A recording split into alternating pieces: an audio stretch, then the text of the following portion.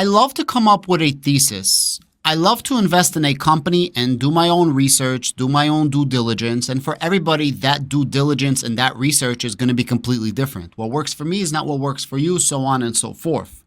But one of the greatest joys of being an investor is when your thesis is proved right, or when your thesis is reinforced by some type of article, by some type of thoughts, by an earnings call, another YouTuber, somebody on Twitter, the CEO, whatever, so on and so forth, etc. and etc. I came in really heavy into SoFi. I actually just doubled up my position in SoFi again, my options positions when it comes to SoFi. And my thesis for SoFi is quite simple. First thesis is, the CEO listens. We have a super active CEO. He's not the founder of the company, but he's a super active CEO and he listens to the community. That's one. That's one of the reasons why I invested in SoFi. Anthony Noto is a straight stud, and I'm going to show you in just a moment why that's a justified thesis, a justified theory. Number two, SoFi has the ability to innovate once they listen to their actual community. They have the ability to move faster than many other banks because they are so lean being a digital bank. And they use software like Databricks, which allows them to garnish data and analyze that data on the spot in near real time. Obviously not as good as Palantir, but still very, very good and far above and beyond many other banks that they have today.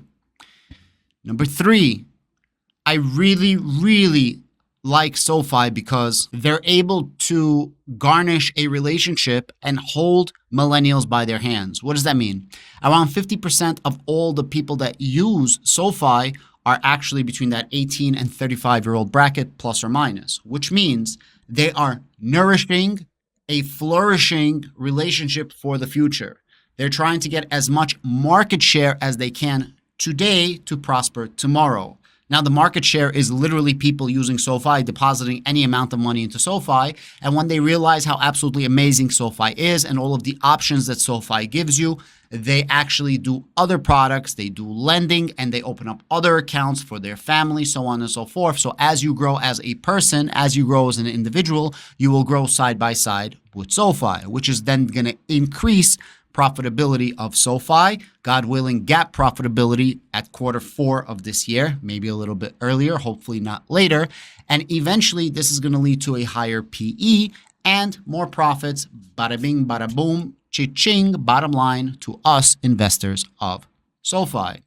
And number four, why I really like SoFi, and I'm going to prove all of this right now. There's obviously somewhere that I'm going with this is, although SoFi's offerings are extremely robust, SoFi does not offer all products. I was literally talking to a banker yesterday, and I'm not going to tell you which bank it is, and they said, if you love SoFi so much, why do you have your kids' custodial accounts with our bank? And I said, quite simply, the reason why is SoFi doesn't offer custodial accounts, just like SoFi does not offer business banking. But that's not a con, that's actually a pro and an opportunity for future growth. Once they offer small business banking and then large business banking, those small deposits that I was just talking about, the personal deposits, the real money in banking is from commercial banking. Everybody who works in banks understands that. That's where the real money is. So they're trying to flourish those relationships into those type of clients. And the custodial accounts and many other accounts, for example, HELOCs, they don't offer home equity lines of credits. They do offer mortgages. So SoFi has a lot of room to grow because as they offer more and more products, they're going to make more and more money to the bottom line. So those are the four theses and theories that I have about SoFi, among others, that I'm going to justify today in what I'm about to show you. But before I do, if you guys want to join channel membership, it's $3 a month and you get to buy me a coffee. It's just $3 a month. YouTube takes $1. I keep $2, and that just keeps me really hydrated with caffeine in my veins.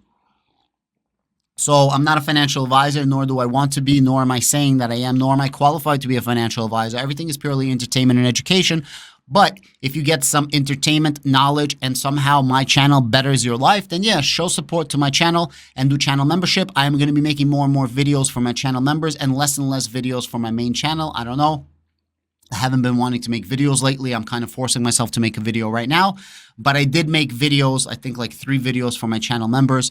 I spoke about a crypto play. I spoke about options plays. So if you guys want to check that out, please feel free. I'll have it in the comments, a link to that. If not, please follow me on Twitter at the very least, and follow Jesse Dow on Twitter as well for some amazing, amazing options plays. Links are going to be downstairs in the comments. Let's go to my screens. The very first thing I want to show you is this. You asked, we listened. Get ready for a new SoFi Invest that's revamped from head to toe. One might even say it's getting a makeover. Watch our video for a sneak peek into how the new digs can help you analyze and manage your portfolio. Why is this important? I made a video about this around 2 weeks ago. Somebody was commenting that the user interface is really shit when it comes to SoFi, and that's true. It's okay to have constructive criticism. And we were saying how Robinhood is taking everybody's lunch in terms of that. Now, SoFi does not solely rely on their SoFi Invest profits, but it definitely generates some profits for them. So Anthony Noto himself literally said, hey, I see it, I'm listening, and we're going to revamp everything. That's what I was talking about, my thesis and my theory point 1 and 2. You have a CEO who actually listens, buys the shares on the dips, and is part of the community, right? Everybody fucking loves Anthony Noto. He's one of the best CEOs right now, especially in fintech. And everyone's listening, and he's listening to the community, and he says, hey, we're going to have an overhaul, a revamp of our user interface. And that brings me to point number 2 of SoFi, that SoFi literally 2 weeks later comes out with this ad and says, hey, we're having an entire makeover when it comes to our user interface for Invest. I'm going to play this clip right now, and then I'm going to go on to my points 3 and 4 thesis that's being proven in an article that came out that says that SoFi quadrupled their customer count. Let's check out this quick video.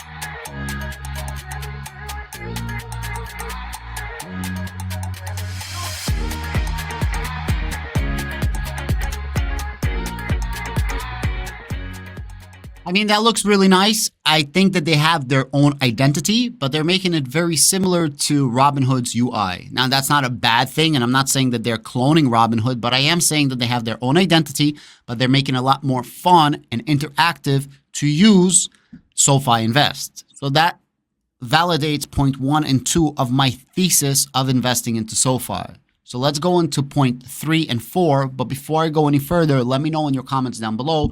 Do you like this new user interface? Now, I didn't use SoFi Invest before.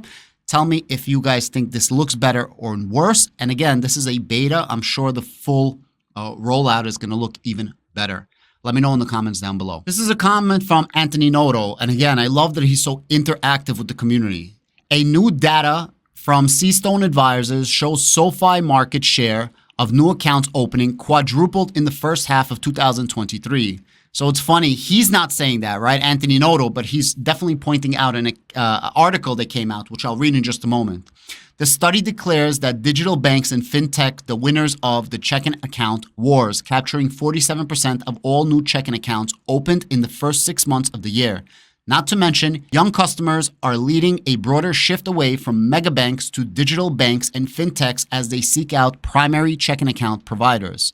Proud of the team at SoFi. Read more right here. And this is the Forbes article right here. And it says the checking account war is over and the fintechs have won. Observation from the fintech snark tank. A new study from Cornerstone Advisors looking at who Americans open checking accounts with underscores the growth of the digital banks and fintechs like Chime, PayPal, and Square, and the decline of megabanks like Bank of America, JP Morgan Chase, and Wells Fargo. What's going on in the checking account market? I'm going to read you a couple statistics and then I'm going to go into detail, kind of freeballing it and free thinking. Digital banks and fintechs dominate new checking account openings. Digital banks and fintechs captured nearly 47% of all new checking accounts opened so far in 2023. The digital bank fintech growth is coming at the expense of large banks. Since 2020, digital banks and fintech share of the new accounts grew from 36% to 47% over the same time period. Mega bank share dropped from 24% to 17%, while regional bank share declined from 27 to 21%.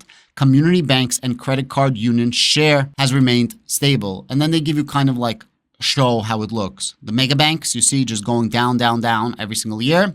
Regional banks as well, down, down, down every single year. Community banks, nobody really cares about. Credit unions, nobody really cares about. And the real market share here, the real like gravy over here is digital banks and fintech is growing from 36% to 47% in just a matter of 3 years, 4 years. That's freaking amazing. Now stick with me. I want to read you a couple of more facts from this article. I don't want to read the entire article because that's boring. You guys can read it on your own if you'd like. I'm going to link it down below. But I want to read you a few more stats and then I want to explain to you why thesis or theory 3 and 4 are justified from this article, and then I want to give you my thoughts. So let's go a little bit deeper, shall we? Shout out to PayPal. If you guys are in my channel membership group, we are heavy in PayPal. We love PayPal. If you guys want that, channel membership down below. Chime and PayPal dominate the digital bank fintech category. Combined, Chime and PayPal represent 43% of digital bank fintech account openings and 20% of all new checking accounts opened in 2023. If I'm not mistaken, PayPal doesn't have exact checking accounts, but they have like checking accounts. You could do direct deposits and you could do like e-checks, stuff like that. Winners and losers, SoFi and Wells Fargo. Wells Fargo is the loser while SoFi is the winner. In 2020, SoFi accounts for 1% of new account openings and Wells Fargo's share was 8.1. In the first half of 2023, SoFi's market share quadrupled to 4%, while Wells Fargo's shares dropped by more than half to 3.5%. Now, this is a very important statement, and this kind of justifies number 3, where SoFi is holding the hand of the millennials, the young people, and they're trying to thrive with them, flourish with them, and grow with them in the future.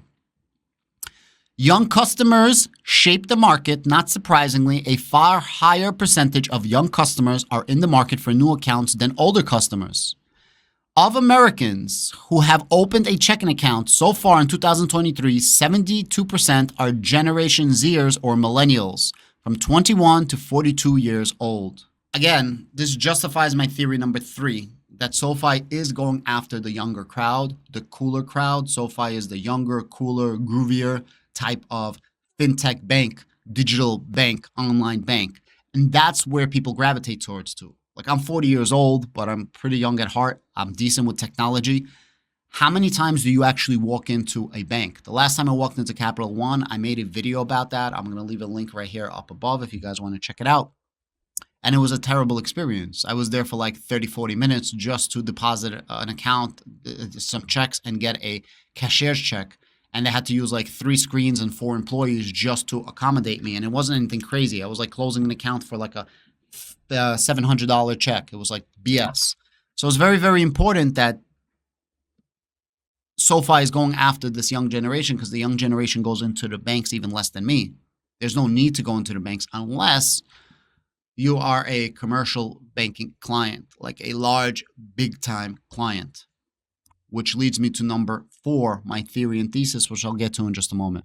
Yeah, but how many people open up new accounts? It's important to remember that although digital banks and fintechs are dominating the percentage of new accounts opened, only a minority of consumers open a new account in a given year.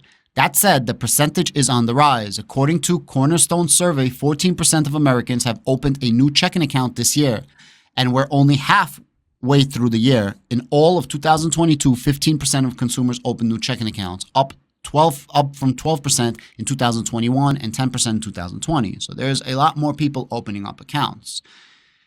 Then they're going to talk about the mega banks. Are they feeling, the pinch? First Solar, I used to have them. That's so funny. They're advertising over here.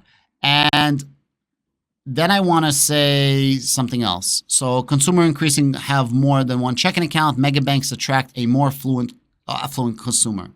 I want to point out this right here, which is going to lead to my 4th theory and thesis, my last one of SoFi, why I invest in SoFi. Mega banks attract a more affluent consumer. More than half, 52% of consumers opening up an account with a mega bank in 2023 earn more than 75%. Among new digital bank fintech consumers, just 21% earn that much. And now let's just go into why they're winning. Why digital banks and fintechs are winning. They understand that young consumers don't know the difference between a checking account and a payment tool. They offer different products and they provide financial health and performance tools. They make it super interactive for you to use their app essentially. And they spend on marketing. Fintechs like Chime and PayPal outspend traditional financial institutions on marketing by a wide margin. The industry rule of thumb is that banks spend about 0.1% of assets on marketing. Chime is reported to have spent roughly $80 million on marketing in 2021, about what an $800 billion asset bank would spend. In case you missed it, number 3 and number 4 of why I invested in SoFi, they're holding the hands of the young so that they could increase their profitability in the future, which is exactly what this article is saying. Guys, SoFi is an absolute monster. SoFi is going to keep growing. Besides for that, fintechs like PayPal I'm invested in is going to keep growing as well. But I'll just keep it to SoFi right now. And it's not going to stop. That's my own personal opinion. I think there is going to be a boom right now when it comes to investing. I think SoFi is going to take a lot of market share. They're going to take some market share in the SoFi Invest products, and they're going to increase right now their SoFi lending. Personal loans, student loan refinancing, and home loans, which is going to come in the next 12 to 36 months. We have growth in the immediate term, in the midterm, and in the long term. Plus, we have an absolute kick-ass CEO in Anthony Noto. He's absolutely fantastic from everything that I saw so far. And these are 4 of the main reasons why I invested in SoFi. There are others, but I love to be justified and I love to reiterate my thesis when other people are the one that's backing it up. Guys, thank you so much. Please let me know in the comments down below. Do you use SoFi or do you not use SoFi? What do you think about this article? And what do you think about SoFi in general? Do you think that they're going to keep taking market share? I personally do, but I want to hear what you guys have to say down below. Thank you to my channel members. We are 30 strong right now. I appreciate the coffees, and I hope you guys are making great returns in the form of entertainment and education, because none of this is financial advice, purely entertainment and education. Have a great day.